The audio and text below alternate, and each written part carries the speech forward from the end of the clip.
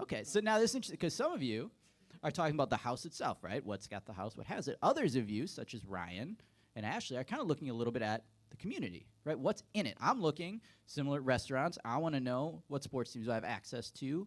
What stuff can I do? I'm looking at mostly the community. Now, we're not moving in a long time. I don't want to move out of my house because I have too much stuff to move. But the community is important, right? What is going on? All the people, the things that are a part of the same area.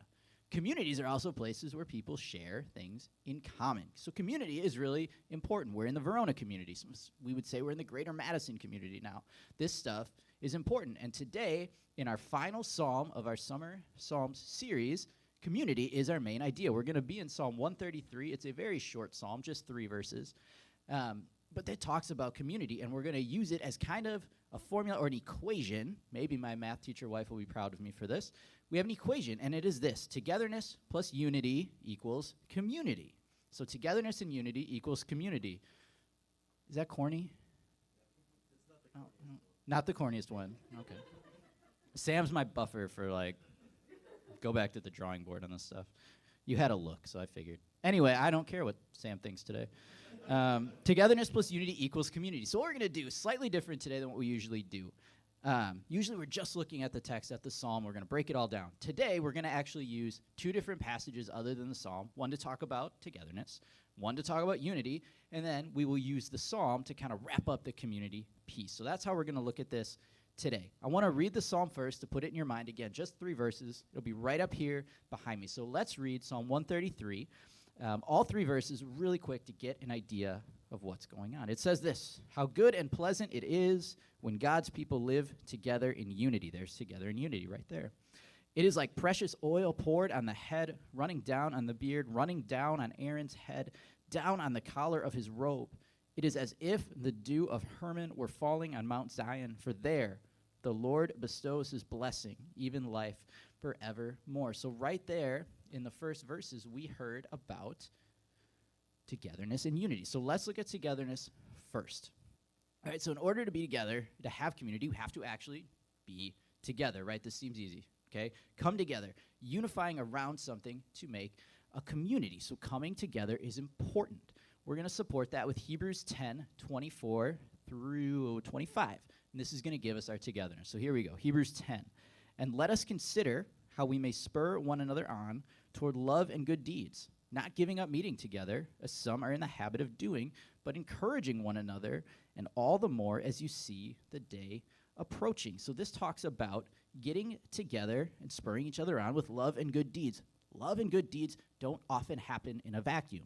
They don't often happen individually. We come together and we kind of encourage each other and bring us on. It says spur one another on.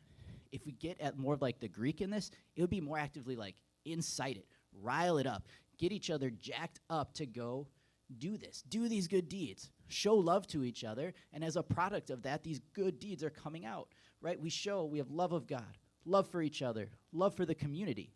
When our good deeds flow from that, they're honest, they're genuine, right? There's no doubt about their value.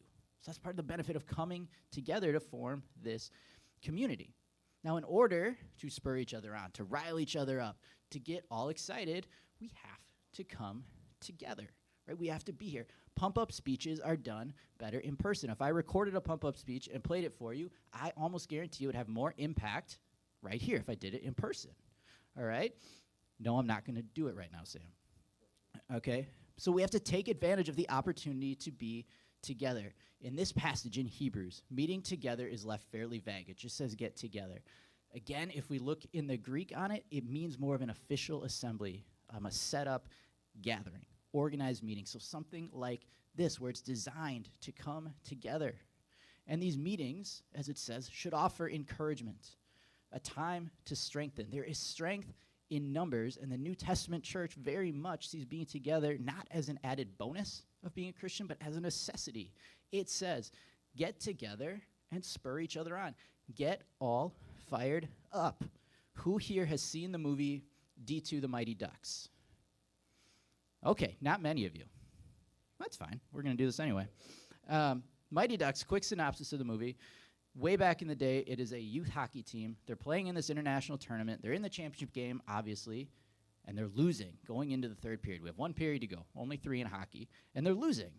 So naturally, we have to get into the locker room. We have to fire each other up. And the coach, Gordon Bombay, played by Emilio Estevez, has to get them together. And he goes through this whole thing where he's like, where are we all from? And the point is they're all gathered from across the country, and they're getting together. And what he says is, we're Team USA, gathered from all across America. And we're going to stick together. And do you know why?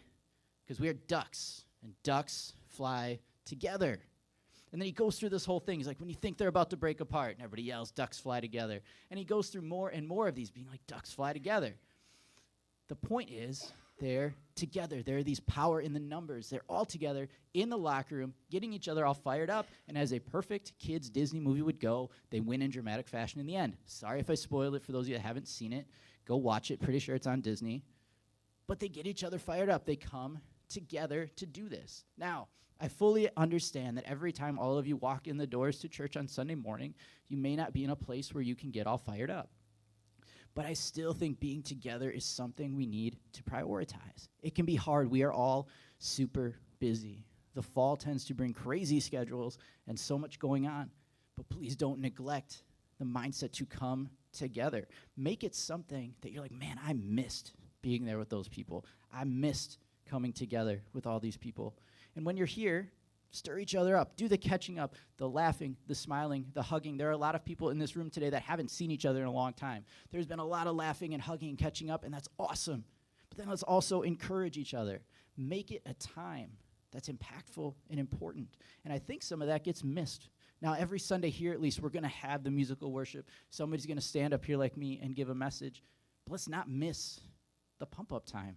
And I'm not saying we're going to all get together and do a big cheer in the middle or something like that. We won't do it. But the time of talking to each other, get encouraging. Bring each other up. Spur each other on, as it says, in love and good deeds. Don't miss the opportunity to be together.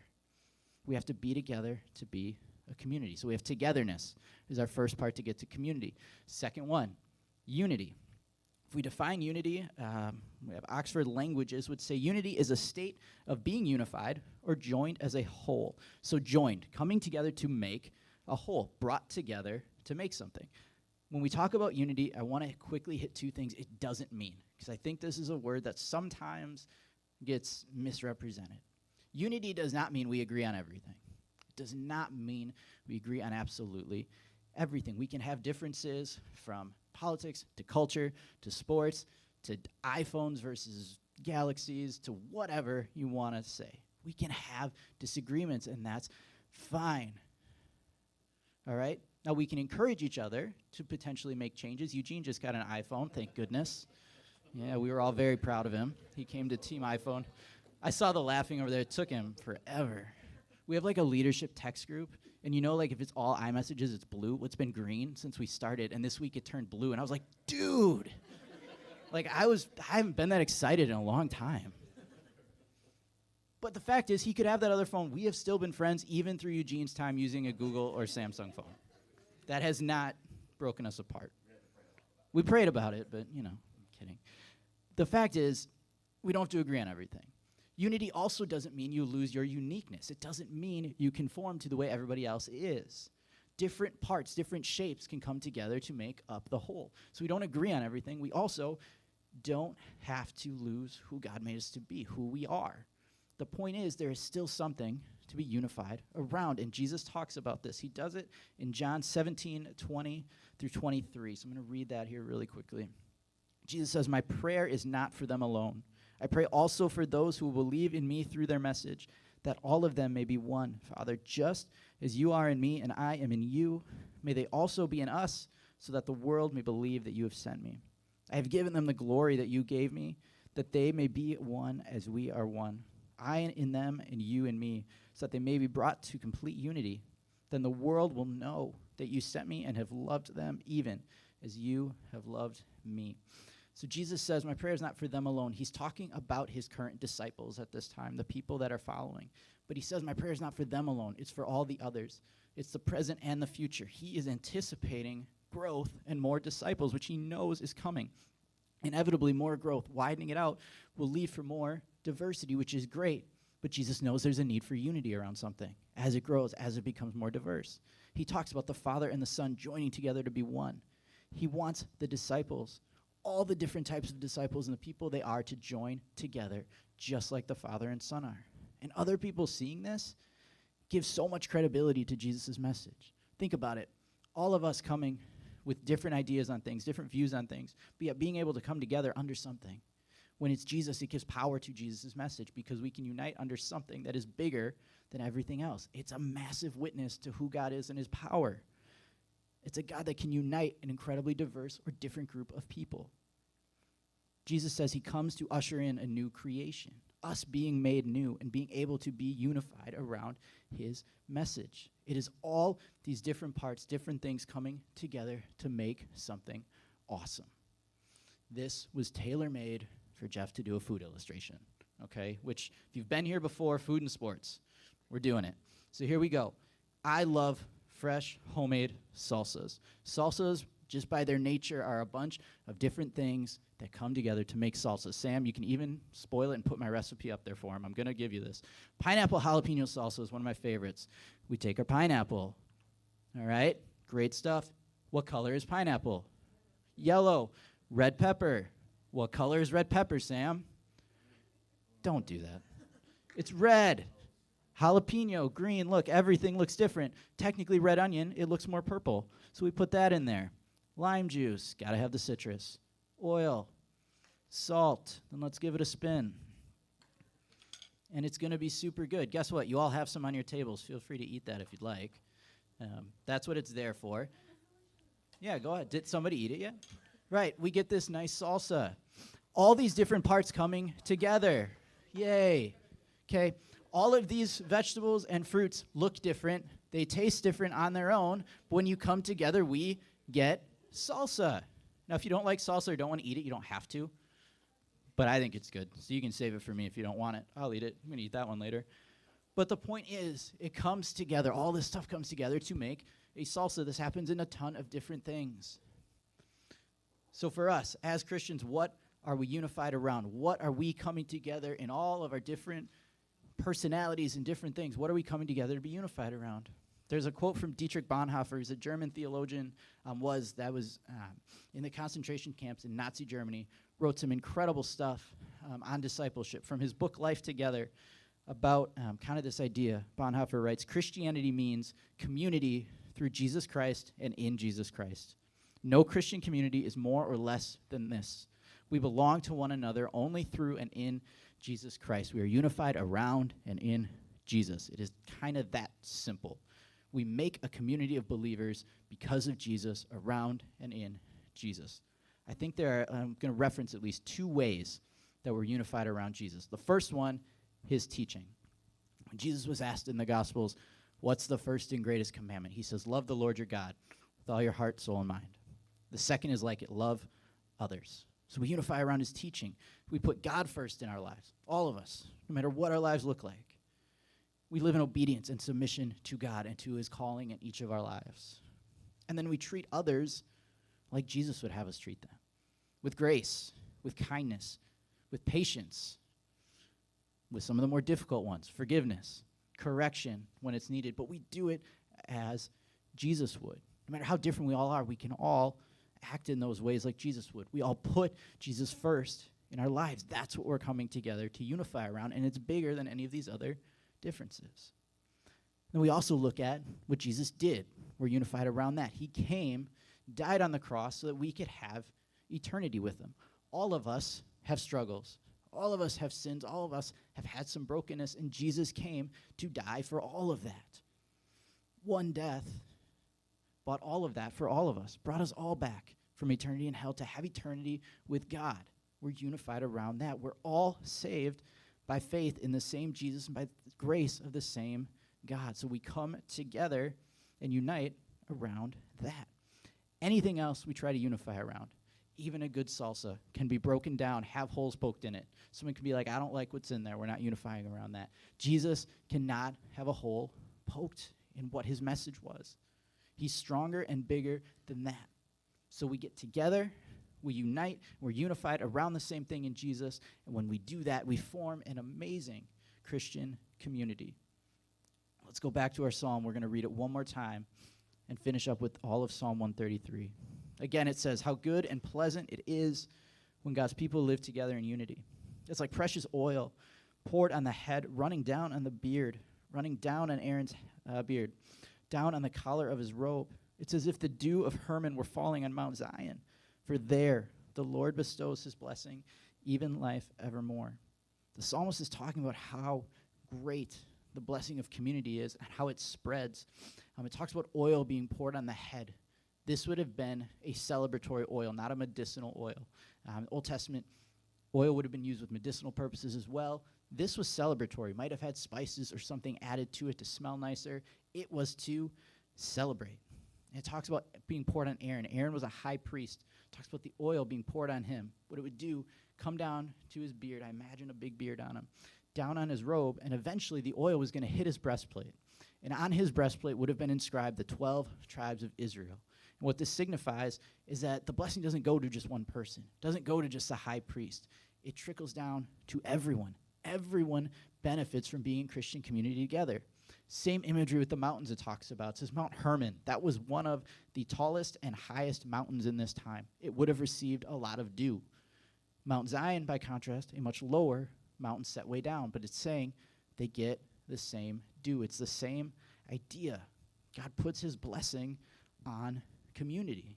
To all of us, we all share in it. And there are so many cool things that come from different communities, especially when we're united around Jesus. You saw a whole bunch of people up here this morning.